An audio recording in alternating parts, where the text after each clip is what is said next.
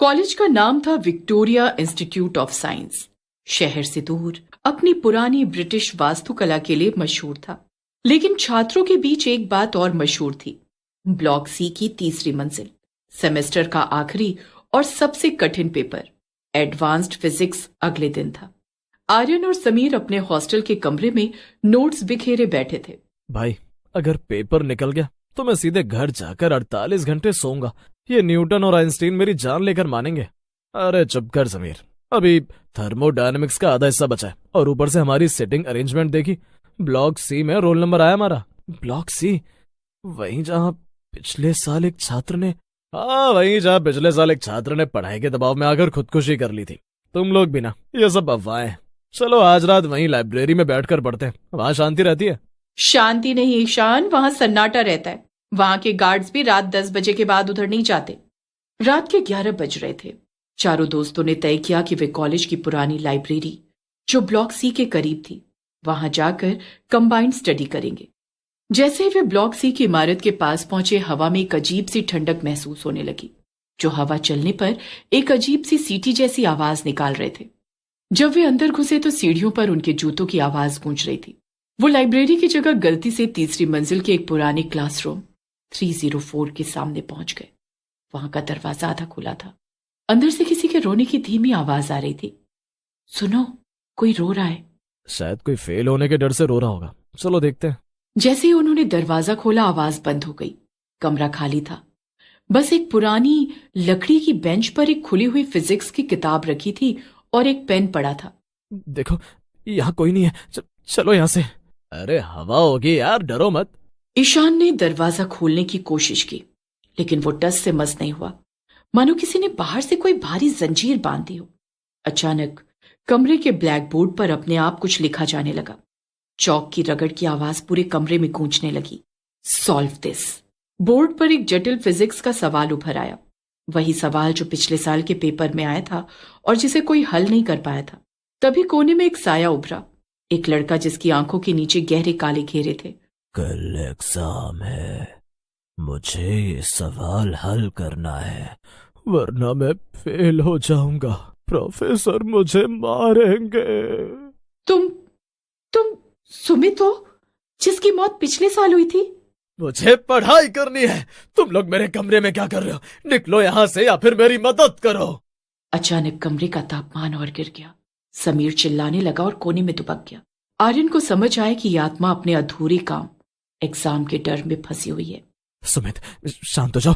देखो, मैं ये सवाल हल कर देता हूँ, बस हमें जाने दो। आर्यन ने कांपते हाथों से चौक उठाया और बोर्ड पर उस सवाल का जवाब लिखना शुरू किया। थैंक यू, अब मैं एग्जाम दे सकता हूँ। अचानक एक तेज रोशनी हुई और दरवाजा अपने आप खुल गया। चारों दोस्त बिना पीछे मुड़े नीचे की तरफ भागे। वे तब तक नहीं रुके जब तक अपने हॉस्टल के कमरे में नहीं पहुंच गए। अगले दिन जब वे ब्लॉक सी में एग्जाम देने पहुंचे तो वो डर से कांप रहे थे। लेकिन हैरानी की बात यह थी कि जब क्वेश्चन पेपर मिला तो उसमें ठीक वही सवाल आया था जिसे आर्यन ने रात को बोर्ड पर हल किया था। एग्जाम खत्म होने के बाद वो कॉलेज के गार्ड रामू काका के पास गए। बेटा, वहां कोई नहीं जाता। सुमित नाम का एक बच्चा था, वो फिजिक्स में बहुत होशियार था, लेकिन एग्जाम के प्रेशर में उसकी दिमागी हालत बिगड़ गई थी। वो मरते दम तक बस वही एक सवाल हल करना चाहता था। लोग कहते हैं कि एग्जाम की रात वो आज भी किसी न किसी की मदद लेने आता है। समीर ने अपनी जेब में हाथ डाला और उसे एक पुराना फटा हुआ पन्ना मिला। उस पर लिखा था, best of luck for the result. परीक्षा के बाद की वो रात उन चारों के लिए सुकून भरी नहीं रही। हालांकि उन्होंने पेपर बहुत अच्छा दिया था, लेकिन सुमित की आत्मा का वो एहसास उनके जहन से नहीं जा रहा था। असली खौफ तो तब शुरू हुआ जब रिजल्ट का दिन आया। भाई, मैं पास हो गया, लेकिन ये क्या? आर्यन, तेरा रिजल्ट देख। आर्यन ने जब अपना स्कोर बोर्ड देखा तो उसके पैरों तले जमीन खिसक गई। उसे एडवांस फिजिक्स में 100 में 100 अंक मिले थे, लेकिन सबसे अच्छी बात यह थी कि उसके नाम के आगे लाल स्याही से एक छोटा सा मार्क बना था, जो बिल्कुल वैसा ही था जैसा सुमित के उस फटे हुए पन्ने पर था। आर्यन, सिर्फ तुम्हें ही नहीं, हम चारों को फिजिक्स में पूरे नंबर मिले हैं। ऐसा कैसे हो सकता है? हमने तो आधे सवाल ही हल किए थे। हो सकता है टीचर ने लेनियंग चेकिंग की हो। चलो इस खुशी में आज रात पार्टी करते हैं। चारों दोस्त रात को ईशान के कमरे में इकट्ठा हुए। तभी अचानक हॉस्टल की पूरी लाइट गुल हो गई। अचानक कमरे के कोने में रखे आर्यन के लैपटॉप की स्क्रीन अपने आप जल उठी। स्क्रीन पर कोई वॉलपेपर नहीं था, बस काले बैकग्राउंड पर सफेद अक्षरों में कुछ टाइप हो रहा था, यू ओ मी समथिंग। तभी कमरे के अंदर एक तेज बर्फीली हवा का झोंका आया। कमरे की दीवार पर एक परछाई उभरने लगी। वो सुमित था, लेकिन इस बार उसका चेहरा पहले से ज्यादा भयानक था। तुमने सवाल हल किया, तुमने नंबर पाए, लेकिन मुझे क्या मिला? मैं अभी भी यहां फंसा हूं, मुझे मुक्ति नहीं मिली। सुमित, हम क्या कर सकते हैं? हमने तो तुम्हारी मदद की थी। मदद? तुमने सिर्फ अपने नंबरों के लिए मेरा इस्तेमाल किया। मुझे उस रात की परीक्षा पूरी करनी है जो मेरी आखिरी रात थी। मुझे प्रैक्टिकल के लिए एक बॉडी चाहिए। समीर और रिया चिल्लाने लगे। अचानक ईशान को लगा जैसे कोई अदृश्य हाथ उसका गला घोंट रहा हो। उसका चेहरा नीला पड़ने लगा। आर्यन, आर्यन कुछ करो वरना ये ईशान को मार डालेगा। आर्यन को अचानक याद आया कि रामू काका ने कहा था कि सुमित की दिमागी हालत खराब हो गई थी। उसे समझ आया कि सुमित को सिर्फ सवाल का जवाब नहीं बल्कि अपनी मेहनत की पहचान चाहिए थी। सुमित रुको, तुम्हारी मार्कशीट कभी जारी नहीं हुई थी, इसलिए तुम्हारी आत्मा भटक रही है। हम तुम्हें इंसाफ दिलाएंगे। सुमित का साया रुक गया।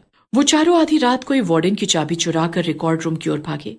वहां धूल से भरी फाइलों के बीच उन्होंने बैच 2025 की फाइल ढूंढी। वहां उन्हें सुमित की मूल मार्कशीट मिली, जिसे कॉलेज प्रशासन ने उसकी मौत के बाद दबा दिया था ताकि कॉलेज की बदनामी ना हो। उस मार्कशीट पर फेल लिखा था, जबकि वो लड़का टॉपर था। प्रोफेसर ने गलती से किसी और के नंबर उसे दे दिए थे। आर्यन ने उस मार्कशीट को निकाला और उस पर कॉलेज की मोहर ढूंढकर उसे सुमित की फोटो के पास रखा। जैसे ही आर्यन ने मार्कशीट को जलाया, एक रस्म के तौर पर ताकि वो उसकी आत्मा तक पहुंचे, पूरे रिकॉर्ड रूम में एक शांत रोशनी फैल गई। सुमित का साया अब भयानक नहीं लग रहा था। उसने एक आखिरी बार आर्यन की ओर देखा, मुस्कुराया और धीरे धीरे धुंध में गायब हो गया। सुमित की आत्मा के जाने के बाद सबको लगा कि सब कुछ खत्म हो गया है, लेकिन नियति ने उन चारों के लिए कुछ और ही सोच रखा था। उस रात की घटना ने उनके जीवन पर एक गहरा निशान छोड़ दिया था। वक्त बीत गया और चारों दोस्तों का ग्रेजुएशन पूरा हुआ। इस साल हम एक विशेष मरणोपरांत सम्मान दे रहे हैं। ये गोल्ड मेडल सुमित शर्मा को जाता है, जिसने 2 साल पहले अपनी जान गंवाई थी। लेकिन हाल ही में मिले पुराने रिकॉर्ड से पता चला है कि वो हमारे कॉलेज का सबसे प्रतिभाशाली छात्र था। भाई, क्या तुझे भी वही महसूस हो रहा है जो मुझे हो रहा है? हॉल की बत्तियां हल्की सी झपझपाईं। चारों समझ गए कि सुमित वहां मौजूद है, लेकिन इस बार वो डराने नहीं बल्कि अपनी जीत का जश्न मनाने आया था। समारोह के बाद चारों दोस्त अपनी डिग्री लेकर कॉलेज के गेट की ओर बढ़े। गेट पार करने से पहले आर्यन एक बार फिर ब्लॉक सी की ओर देखने के लिए रुका। आर्यन, अब क्या देख रहे हो? अब तो वो ब्लॉक भी रेनोवेट हो रहा है। तभी समीर को अपनी की जेब में कुछ भारीपन सा महसूस हुआ। उसने हाथ डाला तो दंग रह गया। उसकी जेब में चांदी का एक पुराना सिक्का था, जिस पर सुमित के बैच का साल खुदा हुआ था। नोट पर लिखा था, द डेब्ट is paid, watch out for the next exam. कर्ज चुका दिया गया है, अगले इम्तिहान से सावधान रहना। वो चारों अपने कारों की ओर बढ़े। तभी आर्यन के मोबाइल पर एक अननोन नंबर से मैसेज आया। ये कोई टेक्स्ट मैसेज नहीं था बल्कि एक फोटो थी। फोटो को खोलते ही चारों के होश उड़ गए। वो फोटो ठीक उसी समय की थी जब वो चारों स्टेज पर खड़े होकर अपनी डिग्री ले रहे थे। लेकिन फोटो के बैकग्राउंड में उन चारों के ठीक पीछे एक धुंधली सी आकृति साफ देखी जा सकती थी। वो सुमित नहीं था। वो आकृति उस फिजिक्स प्रोफेसर की थी जिसने सुमित के नंबर बदले थे और जिसकी 3 महीने पहले एक कार एक्सीडेंट में मौत हो गई थी। जैसे ही वे कॉलेज के गेट से बाहर निकले, आसमान में अचानक काले बादल छा गए। बिजली कड़की और उनके कानों में एक भारी डरावनी आवाज गूंजी, जो सुमित की आवाज से बिल्कुल अलग थी। उन्हें एहसास हुआ कि कॉलेज की पढ़ाई तो खत्म हो गई, लेकिन परलौकिक शक्तियों यानी पैरानॉर्मल पावर्स के साथ उनकी असली परीक्षा भी शुरू हुई है।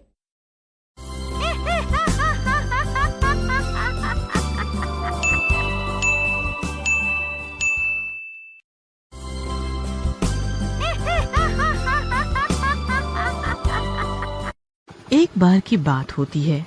सुरेश नाम का एक ऑटो ड्राइवर ऑटो लेके सड़क पे निकल जाता है सवारी की तलाश में।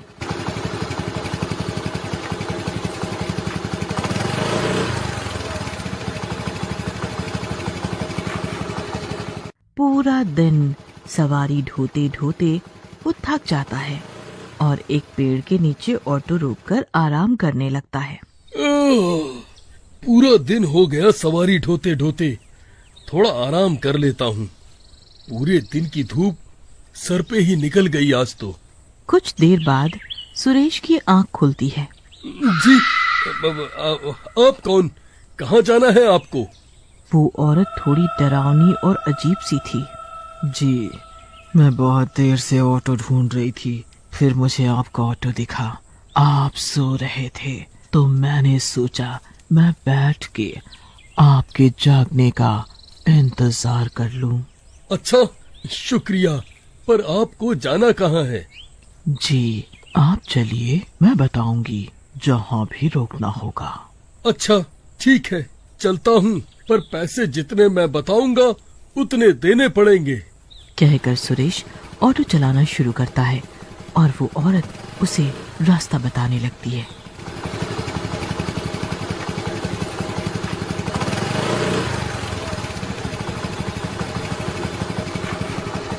कुछ दूर जाने पे रोक दो।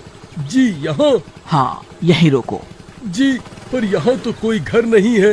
यहाँ तो मुर्दा घर और दूसरी तरफ जंगल है। तेरे को समझ नहीं आता क्या? बोला ना रोक।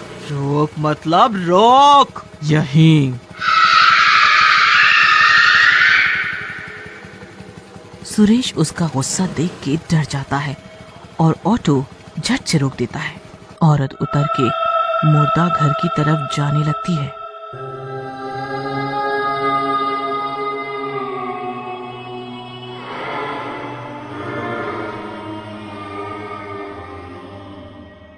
ये औरत यहाँ क्यों जा रही है? वो भी इस समय? समझ नहीं आया क्या माजरा है। तभी सुरेश को उस औरत के उल्टे पांव दिखते हैं। अरे बाप रे, इसके पाँव तो उल्टे हैं। मतलब ये चुड़ैल थी। भागो रे, अच्छा हुआ खुद उतर गई। तभी वो औरत चुड़ैल के रूप में आ जाती है और सुरेश को घूरने लगती है। अबे भगा ले सुरेश, तेरी किस्मत साथ दे गई आज, वरना इसी मुर्दा घर में तू होता आज। फिर वो फुर्ती से ऑटो रिक्शा भगाता है।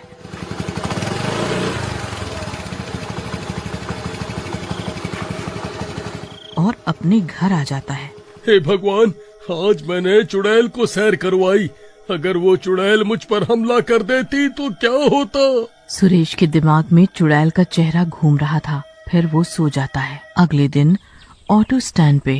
अरे तुम्हें पता है भाई, कल मेरे ऑटो में चुड़ैल बैठी थी। क्या भाई, तुम पागल तो नहीं हो गए? चुड़ैल, वो भी ऑटो में? भाई सच, तेरी कसम लगे मुझे जो मैं झूठ बोलूं। मैं तो कहूँगा सावधान रह।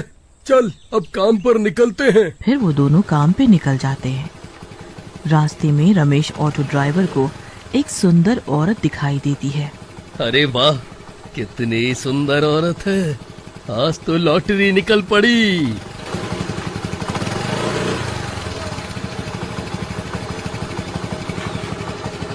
रमेश उस औरत के पास जाके ऑटो रोकता है। चुप चुप खड़ी हो, जरूर कोई बात है। कैसी मुलाकात है भाई, कैसी मुलाकात है। और जाने बाहर, यहाँ क्यों खड़ी हो? बस थोड़ा आगे तक। आओ जानेमान, बैठो। तुम जहाँ कहो वहाँ ले चलूं। रमेश ठरकीपन के साथ औरत से बात करते हुए उसे अपने ऑटो में बिठा लेता है। फिर कुछ दूर जाने पे, जी बताओ जानेमान, कहाँ ले चलूं? रमेश को कोई जवाब नहीं आता पीछे से। रमेश शीशे में देखता है अपने, तो उसकी आंखें खुली की खुली रह जाती हैं।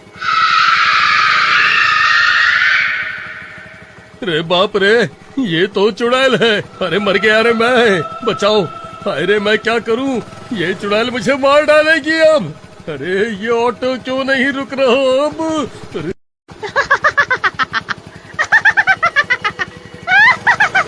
बड़ा शौक है ना औरतों को ऑटो में बिठाने का।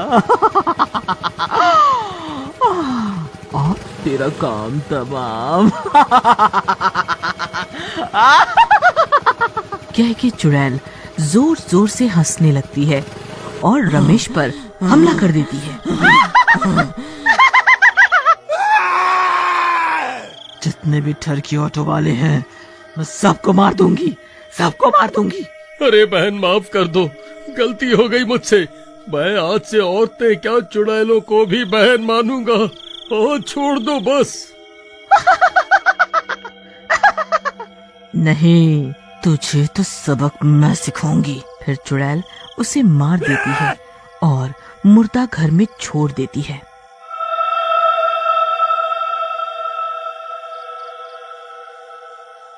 अगले दिन ऑटो स्टैंड पे। भाई आज रमेश कहाँ है? आया नहीं अभी तक। भाई कल रात उसे चुड़ैल ने मार दिया। अरे ये कैसे हो गया? कल मैंने रमेश को आगाह किया था, पर ये क्या रात रात में ही ऐसा हो गया? ये सब सुन के दोनों घबरा जाते हैं और अपने अपने काम पे निकल जाते हैं। कुछ दिनों तक ये खौफ सारे ऑटो में फैल जाता है कि चुड़ैल पहले ऑटो में बैठती है और फिर सबको मार देती है। हर दिन किसी न किसी की लाश मिलती थी, आधी खाई हुई। फिर एक दिन रास्ते में महेश को एक औरत रोड पे बैठी हुई मिलती है। अरे ये क्या? ये कौन बैठा हुआ है? एक तो आजकल इतने हादसे होने लगे हैं कि मदद करते हुए भी डर लगता है। पता नहीं कब मुंह की खानी पड़ जाए, पर ऐसे छोड़ भी नहीं सकता। महेश डरते डरते आगे बढ़ता है।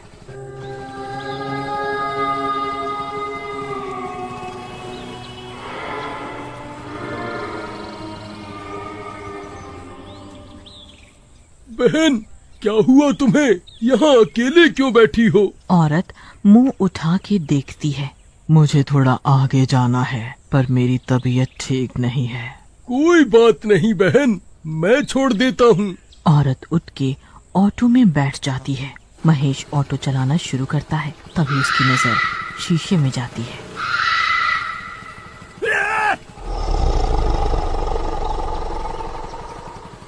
अरे ये तो चुड़ैल है, पर अभी मैंने कुछ किया तो ये मुझे भी ना मार दे। फिर महेश जानबूझ के चुड़ैल से अच्छी बातें करता है। जी आपको कहाँ जाना है? मुझे मुर्दा घर जाना है, मुर्दा घर। एक बात पूछूं, बुरा मत मानना।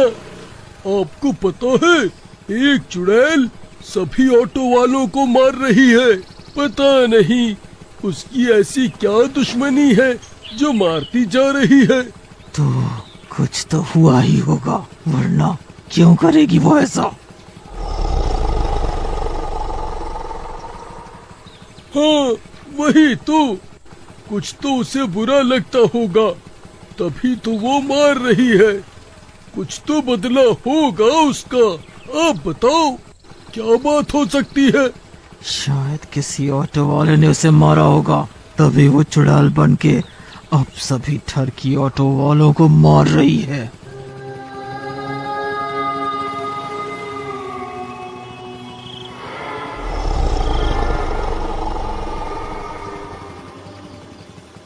फिर मुर्दा घर आने पे। रोक दो, यहीं रोक दो। मेरा घर यहीं पास में है, मुझे अब जाना होगा। एक बात बोलूं, एक ऑटो वाले के किए की सजा उस चुड़ैल को सबको नहीं देनी चाहिए। सारे ऑटो वाले एक जैसे नहीं होते। तभी तो तुझे छोड़ दिया। चुड़ैल ऑटो से उतर के चली जाती है मुर्दा घर में।